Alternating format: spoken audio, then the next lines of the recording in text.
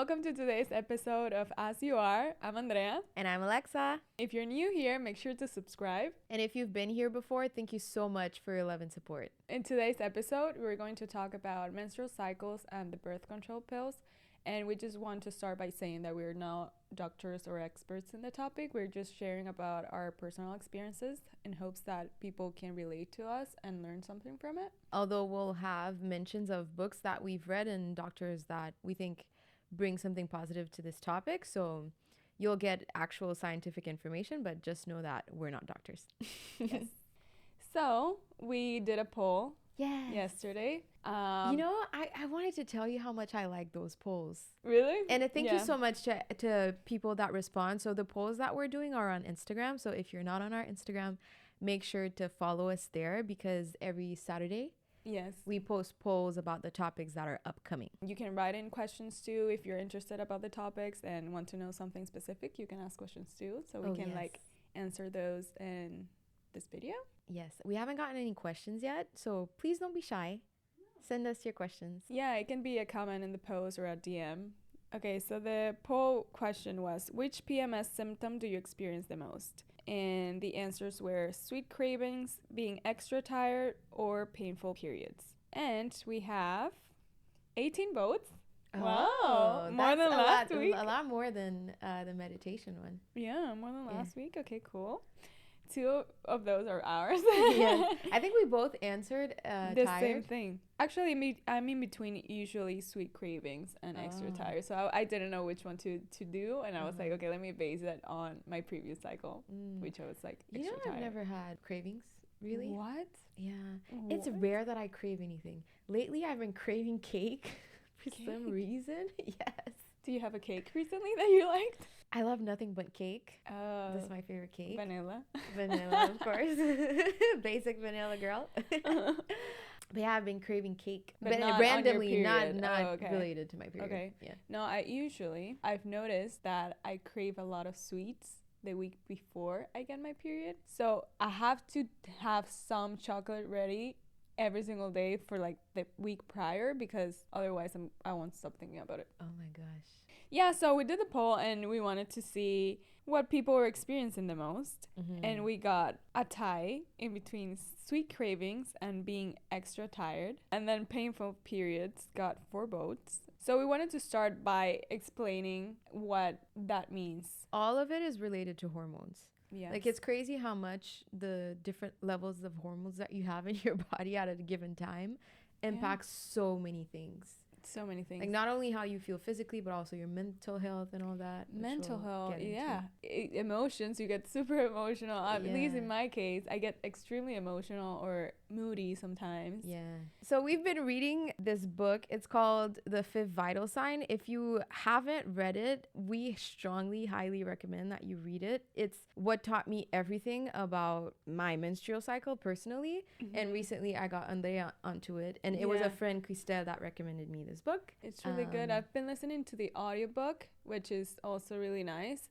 It can get technical sometimes, so I feel having the actual book, it's really nice.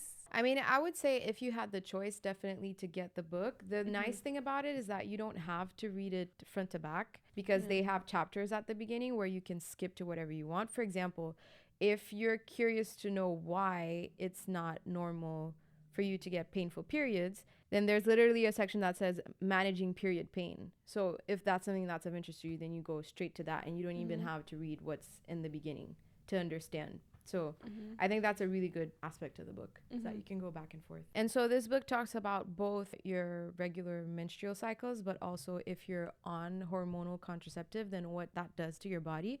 So today we'll start by going deep into our experiences with the pill and how we've dealt with that. But yeah, so we'll be referencing this book a lot throughout the episode, so just wanted to point it out now. And then there's another book called Real Food for Fertility. This one is more so about being fertile, so if ever you're someone that wants to get pregnant, this is a really good book for you.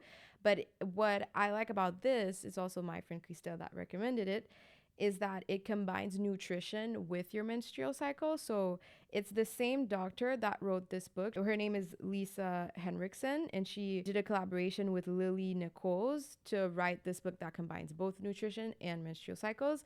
And so some of the stuff that you see in the fifth vital sign, you'll also see in this one. So just to give you the option as to like if there's one of them that interests you the most, you can find really good information in both of them. And you've been reading that one? Yes, right now I'm reading this one. I've read this one a while ago. Andrea's reading it now. Yeah. Also, while I was doing research about this topic, I came across this nutritionist who was talking about what to eat during before your period to help with pain and hormonal imbalances. Where did you read that? It was a nutritionist. It was an article basically where she was talking about that, and maybe we could link it. Yeah, I can link that below. And she was saying that certain foods can help with hormonal imbalances, which we just talked about, that cause certain sweet cravings or being extra tired or with pain. So a natural way to help with pain would be eating certain amounts of foods that can help with bloating. Sometimes people get constipated while they're in their menstrual cycles, being tired. For me, it's the opposite. Yeah, for me, it's the opposite too. It's a complete opposite. Yeah, a complete opposite. Yeah, when she said that, I was like, oh, interesting, because that's not my case. But yeah, she was saying some type of foods that maybe I can talk about briefly. To eat magnesium-rich foods to help with fatigue and pain, which that was interesting. I usually always relate it to iron, because with heavy periods, your iron levels drop. So I was always, and I could feel it, like I don't know if that has been your case, but sometimes when I have heavy periods and I really feel super tired, that might be one of the reasons that you get tired. And also, you know that feeling when you stand up too fast and then it's like yes, and not spins, but it's like goes black. Yeah, and then you have to like close your eyes. Oh, against the wall, like that happens when you have low iron levels. That happens to me every time I'm on my period. Do you get heavy periods? Before taking birth control, my periods used to last for 5 days. Okay. Or 5 days, and it would be very heavy. Then since going off birth control, I've been into these books and have been learning a lot about my cycle. And I used to have pain before going on birth control. Okay. But ever since I stopped birth control, then I don't have pain anymore, and my period is less heavy, and it lasts 3 days. Okay. So I've noticed that learning about my menstrual cycle has helped reduce the pain and has made my period more regular. I don't know how to explain it. It's not that I'm necessarily doing anything differently, but just being aware of my menstrual cycle alone helps a lot with pain. Yeah, the same happened to me, because I would be in so much pain before and during the birth control pill, and then when I got off of it, I did it with the hands of a doctor, basically, that was helping me. I had some imbalances at the moment, so I did all of that with him. And after, it's very rare that I'm in pain or that I have any sort of pain before or during my period. I would only feel it the morning of, or like right before. Yes, I feel it the morning of. Yeah, you feel something, like it could be like super mild cramps, but then as soon as you get it, it goes away. It's weird, but it's very interesting. I'm going to an acupuncturist, and I'm going for my bloating situation, so she would ask questions in general about my overall health. And one question that she asked was like, okay, how's your period? And she would ask, how many days does your period last? Do you have pain? Wow. How many? So she wanted to know about your overall health, and she asked about your period. And she asked about my period. Okay. And nothing bloating. Sometimes it can be linked to your period and what phase of your menstrual cycle you're in. You might get more bloated than usual in certain phases, but she wasn't asking necessarily because of that. She just wanted to know about my overall health, and she asked me about my period, and she asked how many days does it last, if it's painful, if I get it every month. I've never had a doctor ask me that. Yeah, I know.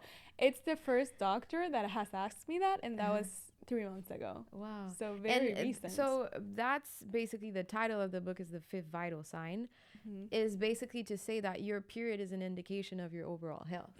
So yeah, it's really interesting that your doctor asked you that. You should keep her in your life. No, I am.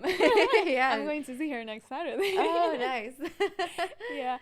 And one of the good signs when I told her what my experience over like how my menstrual cycles are, she was like, okay, I'm glad to hear that because periods or menstrual cycles are not supposed to be painful and they shouldn't last 6 days of like heavy bleeding. So what you're telling me that yours it's 3 days, it's actually a great sign that it doesn't last that long and it's not painful and you just feel pain, which is slight pain. It's okay, but it's as long as it's not super painful in a way that like you cannot continue with your regular life. Yes. So if you are someone that experiences pain and is hearing us saying having pain is not normal, don't panic. I highly suggest that you buy this book or, do more research online to understand why. Let's see what she says here about pain.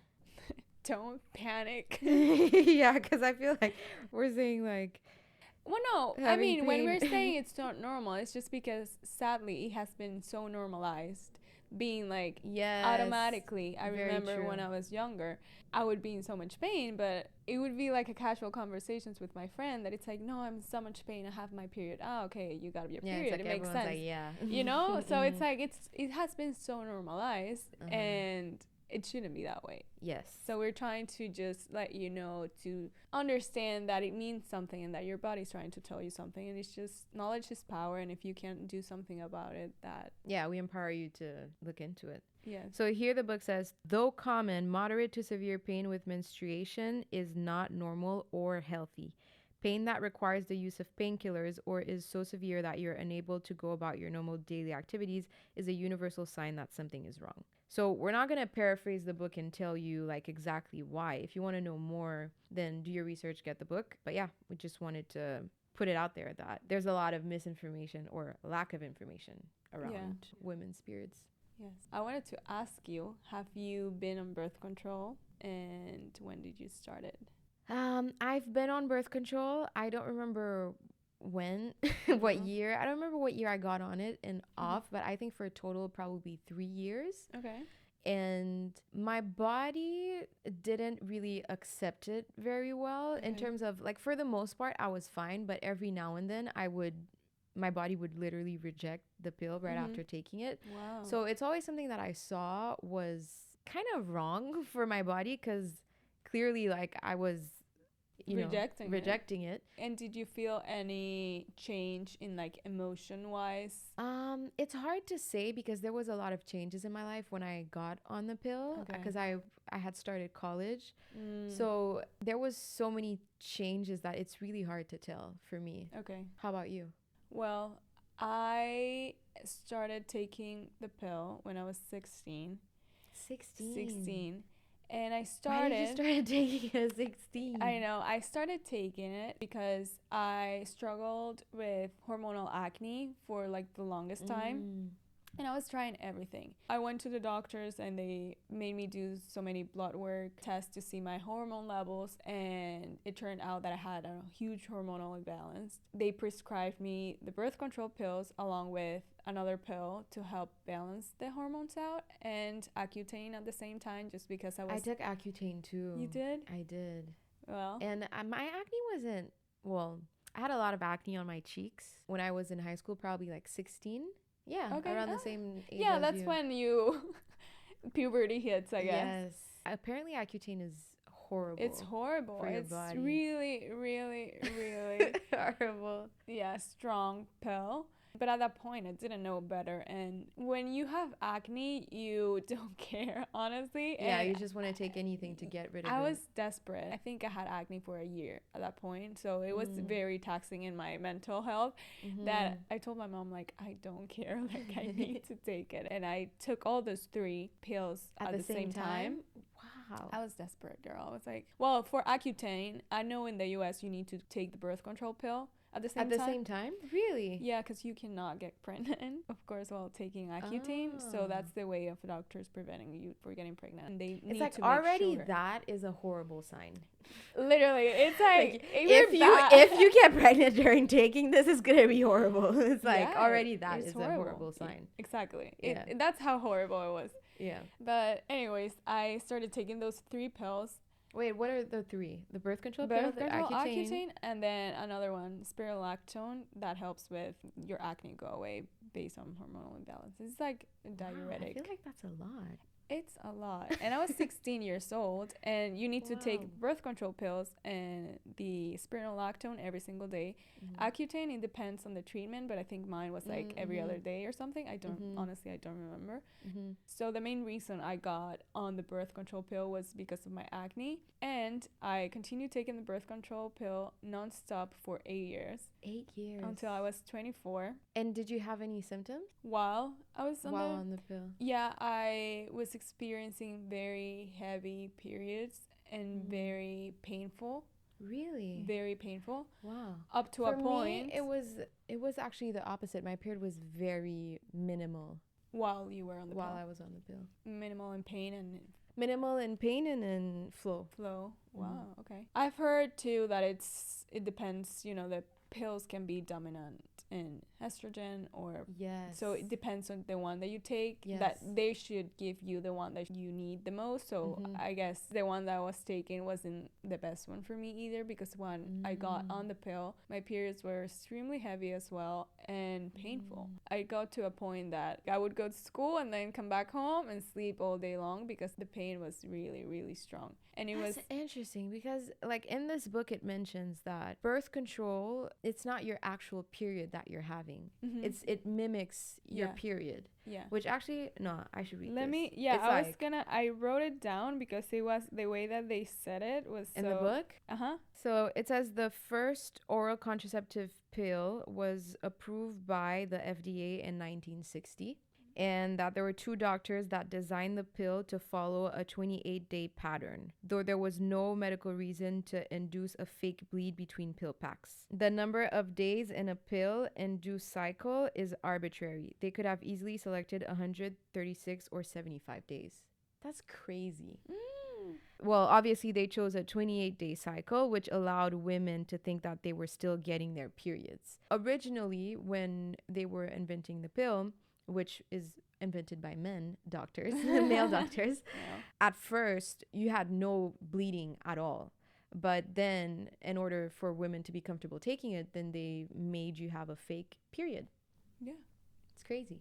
It's crazy. And I think there's a misconception that when you're on the pill, that just by the fact that you're seeing your flow coming at the end of the pack or at the end of the 28 days makes you believe that you're actually getting your menstrual cycle, but it's not a true cycle. Not at all. Like when the book says that it could be your cycle could be 100 days, it's like, that's so crazy. But that means that the pill you were taking was really bad for you. If it was making your period be super heavy and painful. Yeah. But then after 8 years of taking it, the last few years... So you stopped at 24? At 24. Actually, the last couple years, I started feeling super weird in a way. Like, I would feel flat. Like, my mood would be flat. I would be in the last couple years on the pill. On the pill. Okay. Yes. I would feel like, not super happy, but like happy. Or like, not super sad, but sad. My mood would be super flat. Same with libido. It would be like flat. And... I wanted to stop taking that many pills. I was like, I cannot believe I'm a 24-year-old woman who has to take, at that point I had already stopped Accutane, so I couldn't believe that I had to take 2 pills every single day for the rest of my life, which is what doctors told me. It's like, in order to... So did you see improvements in your acne? Oh yeah, in my acne completely went away. I was clear, no acne at all, and I wouldn't get acne. Did you get it on your face? Like where on your face? Luckily, it wasn't the red, big, cystic acne, but it was the tiny bumps, but all over my face. That was me too. All over. It's like, especially my forehead, like from this part of my face, it was like full of small, tiny bumps, but a lot.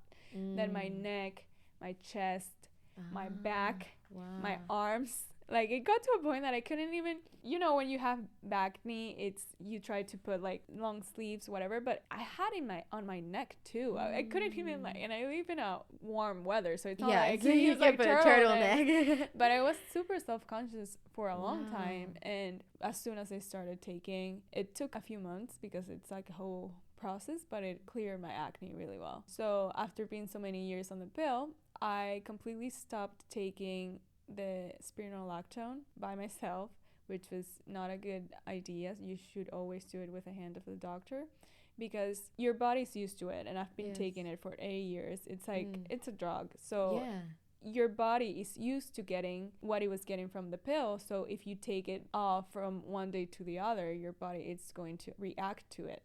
So I stopped taking that pill, and my acne came back, I would say a month after. Wow. It wasn't as bad, but it came back. So for sure, these pills were treating the symptom but not the root cause, because after 8 years of taking the pill, I was still getting acne as soon as I came off of it. So out of desperation, again, I started taking the spironolactone again, but then I was trying to find solutions how to actually heal from the root cause instead of the symptom. So that's when I started reaching out to different naturopath, doctors. I've tried it all. We can do another episode about it, but I was able to stop taking both of the pills along with them. And since then, I feel that my mood has improved a lot more. I don't feel as flat. So it's been how many years since you've been off it now? 4 years. I knew it was going to take a while for your cycle to be back to how it was before you started taking the pill. So I read a lot about it, and I know, and it also mentions it in the book, that your body goes back to normal. It depends on the person. It's different for everyone, of course, but it can take a few months or even up to a year to for your cycle to go back to normal. And in my case, I noticed that after a year, I felt that it was somewhat normal in a way. I don't know if you were able to notice the difference when you were off. I think my period went back to normal fairly quickly, I would say. Like within 2 months, I feel like it was back to normal. So when I was younger, my period was a little irregular, and obviously the birth control fixed that because it's not really my period. But then when I got off it, I started really educating myself on my menstrual cycle, and I think that's the reason why ever since I got off birth control, I've had a very, I want to say, good relationship with my periods and my menstrual cycle, because I pay a lot more attention to it. But if ever there's a time where I'm feeling very stressed and I'm not being grounded and I'm not being present in my body, then I know for sure the period that's coming is going to be a little bit more painful than normal. Yes, and that has happened to me too, which I talked about it with my acupuncturist. My cycles are pretty regular, and for 2 months, I started getting it a few days before. So I talked to her about it, and she was like, were you traveling around that time? And actually, yeah, it's because sometimes when you travel or changes in your diet too, which was mentioned in the book as well. It says you may notice subtle changes when you eat certain foods, drink alcohol, travel, or modify your sleep patterns. Oh, yes. So I wanted to ask you about when you are about to get your period, what are your symptoms and how do you treat yourself when you're having your period? Like, do you have changes in your activities, your exercise, your diet? Now that I've set a routine for myself in the morning, and I'm a lot more intentional with what I do throughout my day, work-wise as well, I definitely treat myself differently when I'm about to and on my period. I literally take the day a lot slower. Instead of doing heavy workouts, I'll do a slower yoga. I noticed that doing that, like for example, if ever there's a time where I'm about to get my period, but I'm still on a rush mode, then my stomach, it will hurt more than usual. And if I slow down and go on my couch and like stay with it for a moment, the pain will stop. Wow. So the way I see it, it's like my cycle telling me, hey, I'm here, pay attention to me, like don't go and get all crazy. And when I sit down and stay with it, I literally hold my stomach, close my eyes, and I'm like, okay, I'm here. I see you. Thank you for being here. Thank you for being healthy and all of that. And then the pain goes away without having to take any pills. So definitely taking things slower and being more gentle on my body has helped a lot. Which is a good point, because a lot of people are talking about the different phases in the menstrual cycles and the different type of movements that are recommended to do while you're on your period, to take it slower and to do less intense exercises. I think every period is different too. There are some cycles where I feel more energized, and others where I feel very depleted and I really need a break. So also listen to your body. Just because people tell you, oh, you need to take it slow, if you feel like you can do more, then do more. Yeah. But as long as at the end of the day you're listening to your body, you're listening to your body, that's the most important. Yeah, totally. As we're saying, when you're on the pill, you don't have a true cycle. So when I was off, I was able to, okay, let me understand my body, because it has been so long since I started taking the pills, or since I had my menstrual cycle off the pill when I was 16. When you think about it, most of your Literally. life related to your menstrual cycle has been on the pill. Don't put it that way. No, you're fine. No, I know, but I feel so bad that I was on it for so long. Well, all that matters is what you do about it today. Yeah, that's true. Which now it's so much easier to connect with myself, because I'm having a true menstrual cycle. I'm having symptoms that are telling me certain things, like the cravings or the pain. Luckily, I don't feel pain right now, and I'm able just to connect with myself. In a similar way where you're usually encouraged to take it slow during your period, when you're ovulating, it's the opposite, where you're supposed to have your most amount of energy, and you can go by eating less food. So that's interesting too. Lotus Becker, who I've mentioned before on the podcast, she said something to me that allows me to really understand hormonal changes in women, and so I'm going to share it with you because I think it's a great analogy. Yeah. And it really compares men and women in their hormonal cycles. I don't know if I've told you this before. Probably. But remind me. Okay. So men have 24-hour hormone cycles, and women have 28 days hormone cycles. So if you were to compare it to the sun and the moon, men are like the sun, where they have a 24-hour cycle, and women are like the moon, where they have a 28-day cycle. So if you think about it that way, then if you look at the sky every night, the moon is going to look slightly different. That helps you understand your body in a way that's very visible, because unless you pay attention to your body, you look the same every day. Yeah, exactly. Right? Yeah. So for me, the analogy of the moon really helps me understand, wow, I'm that different, like in a month. Yeah. Your hormones really change in a month. They change a lot, and it's so interesting that men have a much shorter cycle, the 24 days, and then women, we have 28 days to fully complete just one cycle. Yes. It's crazy.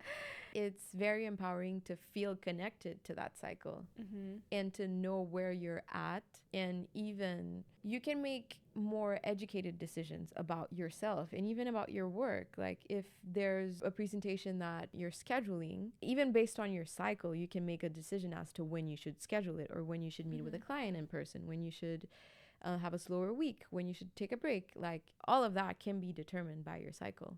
Yeah. But unfortunately, the world is very masculine lately, and well, not lately, the world has been very masculine, and you don't get to have the choice of. Yes. And you know, so I mentioned to you that I met this girl called Dasha, that she has a podcast of her own, which it's called WealthCo podcast. It's on Spotify. You can listen to it. It's no longer active, but she has 10 episodes on it, one of them being about birth control.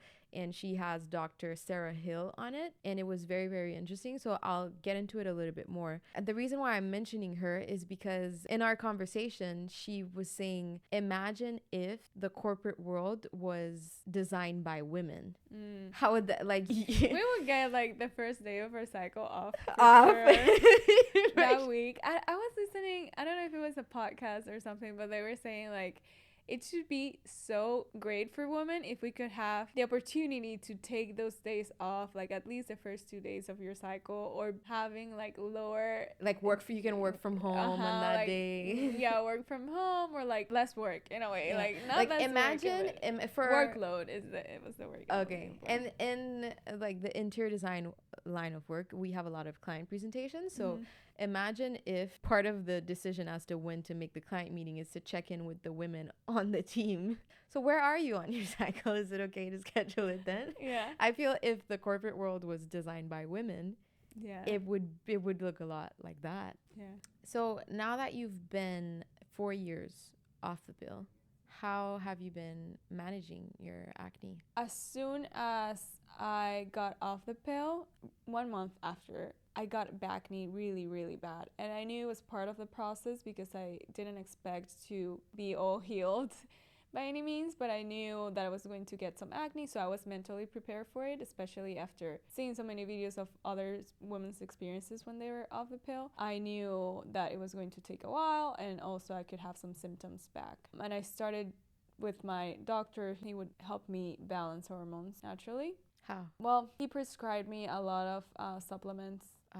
I had some deficiencies as well, so it would Okay. be mineral deficiencies, so I would take supplements for that. Other supplements that would help me overall, like for example, chlorophyll, that it's really helped detoxifying the body. Some supplements for my liver, because he was saying that my acne could come from lack of detoxification. Like my body wasn't able to detox properly, so he prescribed me supplements that would help my body release toxins. So do you feel that's helped you, the detox? All the detox and supplements? Yeah, I mean, it's an ongoing process because my acne now, it's pretty good compared to how it was. After a year, when I said that I fully felt that my cycle was back to normal, that's when my acne went away also. But I'm still getting some acne on my face. So it's a long process, honestly, which is kind of annoying because when you're trying to do it in a natural route and when you're trying to heal or fix the root cause, it's a long process. And with acne, you get desperate and you try to cut corners, but you just need to be mentally prepared that it's going to take time. So do you think some of it has to do with the food that you eat? this is super random, but I went to a birthday dinner one day and I felt super off that day, and then the day after I got a huge pimple on my stomach. I showed it to you. Yeah, you showed it to me. Huge. Yeah. Huge. And I talked to my acupuncturist about it. This sounds like she's my therapist. Like, I talked to her about it. But I asked her, and it was a reaction to something I ate. She was like, yeah, it's on top of your stomach. That means that what you ate didn't sit well with you. So, of course, food plays a huge role. If you're interested about the role that nutrition plays in your cycles, then there's a chapter in the 5th Vital Signs that is nutrition for healthy cycles.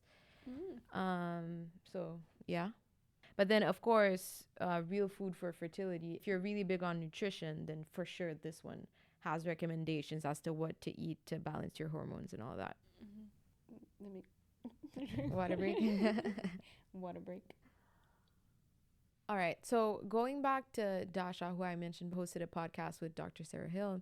In their conversation, she mentioned how it was interesting that usually women take birth control in order to help solve something, whether it's acne or irregular cycles, or the main, purpose of birth control is so that you don't get pregnant. Right. And they were saying in their conversation that it's interesting how you should be taking it for these reasons, but yet you have lower libido.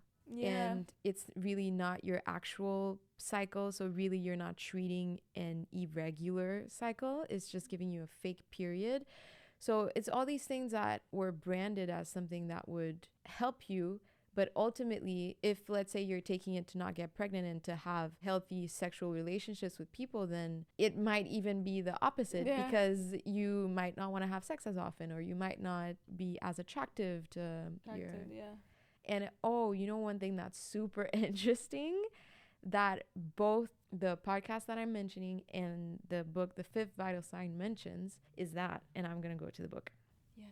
And one of the chapters, she mentions the side effects of hormonal contraceptives, one of them being, of course, lower libido, like we talked about. And here it says that hormonal contraceptives have been shown to shrink the clitoris and Wait, what? Yeah. Okay, so it says, hormonal contraceptives have been shown to shrink the clitoris and surrounding vulvar tissues, which increases the risk of painful sex. Can you imagine? That's crazy. So it reduces your libido and it can make sex more painful. And of course, increase risks of anxiety, depression, or like the typical that they warn you about. But then also, this is what I'm telling you is the most interesting. It can alter your choice of an intimate partner. Yes. Haven't we talked about this before? Have we talked about this? Yeah, I think so. I've heard that people that were on the pill with their partner. Then when they got off the pill, Then they're no longer attracted. they're no longer attracted. Okay, so what the science behind it is, and this was from the podcast with Dr. Sarah Hill, you have two main hormones that play a role in your menstrual cycle, which are estrogen and progesterone. Either when estrogen or progesterone rises, that you tend to be more attracted to men with masculine features. And then when it's the other hormone, you tend to be attracted more to men with feminine features. Wow. And then, so they were like, okay, so if on a natural cycle, these changes in attraction happen, what does it look like for women on birth control? There's apparently research that shows that women are more likely to be attracted to men with feminine features when they're on birth control. And with the, Wow, there's that's so something with the interesting. scent. Have you heard about the scented Oh, yes. hormone perfume? Or I've heard about it. Yeah, I've heard about it. So here, okay. As you approach ovulation, you're more likely to prefer certain individuals based on how they smell. When cycling naturally, you'll more likely select a more genetically diverse partner whose face is more symmetrical and whose features and behaviors are more masculine. Wow. However, when you take hormonal contraceptives, you're more likely to select a partner whose genetic makeup is more like yours and whose features and behaviors and characteristics are more feminine. That's crazy. It's crazy. It's And crazy so- how much hormones control your actions too. Yes. Like your mood, who you're attracted to, how do you feel overall, like energy levels. Like hormones control everything. So we need to Yes. take care of them. and you don't even realize it. No. It's not something that you would ever realize. No. It's like what we were talking about earlier, like the sweet cravings and like being extra tired. It's all related to hormones. So And another thing that was mentioned in the podcast, which is based on Sarah Hill's research, and she actually has a book. Her book is called This Is Your Brain on Birth Control. wow. And so she talks about how when you're on birth control, then at the very beginning of you taking it, there's a huge increase in cortisol Okay. activity. Wow. Basically, cortisol is like is Your a stress. stress hormone, and in the beginning it's like your body goes on overdrive, and then it basically shuts down the production of cortisol because you're getting so much intake from it from the pill. And so she was saying that when you compare someone on the pill versus someone that has PTSD, it's the same type of trauma response in terms of stress. Girl. She says that cortisol is not just a stress hormone, it's also responsible for converting your long-term memory into short-term memory. And one of the experiences that she spoke about, which is mind-blowing, is that women on birth control have different responses to emotional experiences than women that are not on birth control. So one of the examples that she said to illustrate the idea of cortisol and how it relates to memory is a kid on Christmas morning. And she was saying that's like one of the highest like strikes of cortisol in the body. And so cortisol is not necessarily negative in terms of stress response. It is very necessary for forming memories.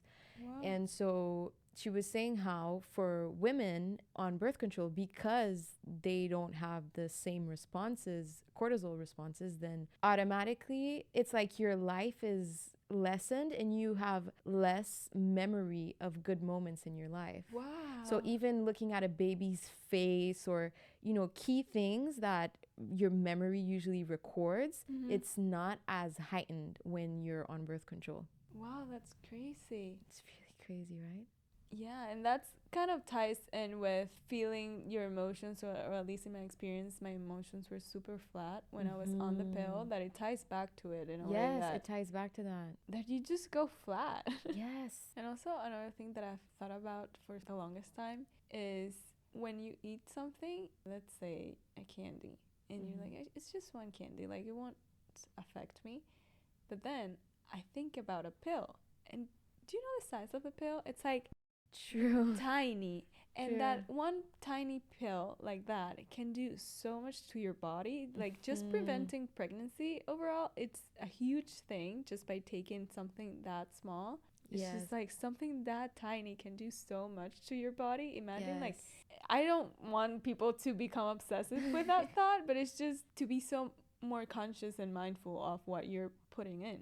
Mm-hmm. Can affect so much. Mm-hmm. So one thing that this book mentions is how little women know about their body in general, and how women are led to believe that at any point in their cycle you can get pregnant. Yeah. And this book is basically talks about the natural way to prevent pregnancy, if that's your goal. Yes. Okay, so it says ovulation happens on only one day, and once the egg is released, it disintegrates within 12 to 24 hours if not fertilized. However, your cervical mucus appears before ovulation and extends that 1 day window of fertility to approximately 6 days of your cycle. This is because cervical mucus can keep sperm alive for up to 5 days. Outside of this short window of fertility, pregnancy is not possible. Not possible. She calls it the symptothermal method to prevent pregnancy, and says that it's 99.4% effective. Wow. Yes. That is the one with measuring your temperature? Yes, that's the one with looking at your cervical mucus. So the vaginal discharge that you see around ovulation time, that's the cervical mucus. So depending on the texture of it, it tells you where you are in your cycle. And then your basal body temperature, which is the temperature you wake up at, and that indicates then where you are in your cycle as well. And your cervical position. So basically, depending on where you are in your cycle, then your cervix is at a different position and different angle. Yeah. Wow, so if you're interested in it, this is a very informative book as to if you're still trying to prevent pregnancy and you don't want to take hormonal contraceptives, then this book highlights a very informed way to make sure you're being safe. Yeah, and responsible about it. And responsible. One way that I've been doing that since I've been off the pill to track my overall cycle is an app. The one I use is called Clover. Clover? Clover? Is that how you pronounce it? Yeah. Clover, like a 4-leaf clover? Clover, yeah. It's Clover. Okay. I use the free version. I don't pay for it. I really like it because I guess it's very similar to other apps where you can like put your symptoms if you are having pain or your mood or cravings too, so you can put all of that information in there. I really like that part of the app, but also I put how many days I have my period for, and then it tells you your ovulation date. So well, it estimates your ovulation date. Yeah, it estimates your ovulation dates. It literally sends me a notification like cycle starting soon, and sometimes it's so crazy. I'm so thankful that my cycle is so regular. But it's so crazy that one time I got a notification, and I'm not kidding, an hour later I got my period. Wow. I'm like, oh my god, this is so accurate. But that's good. If you have no idea about these apps, I really recommend those because it's a really easy way to track them and to understand your body as well. It's a tool that will help you connect with yourself a little bit more and your symptoms and with your period. I used to use an app called Clue. I don't know if you've heard of it. No. So the one that I use now is Natural Cycles because it's linked to Aura Ring, which is a ring that I wear at night. It tracks my sleeping pattern and it also gives me my temperature in the morning. Oh, so the Aura Ring measures the temperature as well? Yeah. Wow, that's great. So it measures my temperature and it connects to the app. So it automatically connects and syncs my temperature. So if ever you read this book, you'll see graphs in there that shows how basically your hormones impact your body temperature. And so the Aura Ring automatically links to Natural Cycles. And so it tells me right then and there, literally based off of your temperature rising, you can tell when you've ovulated. Yeah, and that's way more accurate. Yes. Like the temperature. I really want to get the Aura Ring. I've been wanting to get it for like the longest time. It's an expensive investment. That's why I haven't done it yet. Yeah, but it's a great investment, honestly. It's an investment a on great yourself. investment. So. And I've learned a lot about my period through the Aura Ring, and I've also learned a lot about my sleeping pattern. Sleeping patterns, you've talked about it. It helps me make better lifestyle choices in general, just because I see how much, for example, sleeping late one day can affect me for the next couple of days coming, how much traveling affects me, how much drinking alcohol affects me. So there's so many changes that I've done to my lifestyle just because of the Aura Ring. Yeah, that's great. I've been wanting to get it so bad. If you can, I think it's a good investment. It's expensive, and other ways to track all of these things. Mhm. I just think that the Oura ring is, it's a ring that you put on and you don't even think about it. You don't have to do anything. It just, Yeah, you it's don't so have easy. to manually, you don't have to measure your temperature and then put it in. Yeah, It because automatically, like, it's releasing the information that it's capturing from your. because if not, yeah, I would have to either get a thermometer and do it by hand, or there's like bracelets I think that you can put that help you track your menstrual cycles as well. So it could be not only for preventing pregnancy, but also if you're trying to get pregnant. It's Oh, also yeah. very good to track. Yeah. Yeah.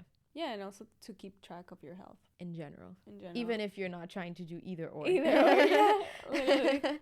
Yeah. Yeah. So that's it, right? Yeah, I think that's it. Woo, I think we covered a lot. So last thing I'll say, just regarding these books, Dr. Lisa Henriksen Jack has helped me a lot, and I think she's starting to help you too as you're reading Yeah, it, right? no, it is. Yeah, it's really helpful. Regardless of what How age you are, Oh, yeah. where you are in your cycle, I think this Or book, what type of- every woman should read this, Oh, basically. yeah, it's very informative. And as I said before, like, we have to experience menstrual cycles for majority of our life, and why wouldn't we know more about it? Yeah, It's why something wouldn't you be informed? our nature. Like, we have menstrual cycles. It's a blessing to have a healthy regular cycle. So why wouldn't we know more about it? And Yeah, I literally went from whenever I would get my period being disgusted by it to now being so grateful and thankful for it every cycle. Yeah, exactly. And Just through gaining knowledge.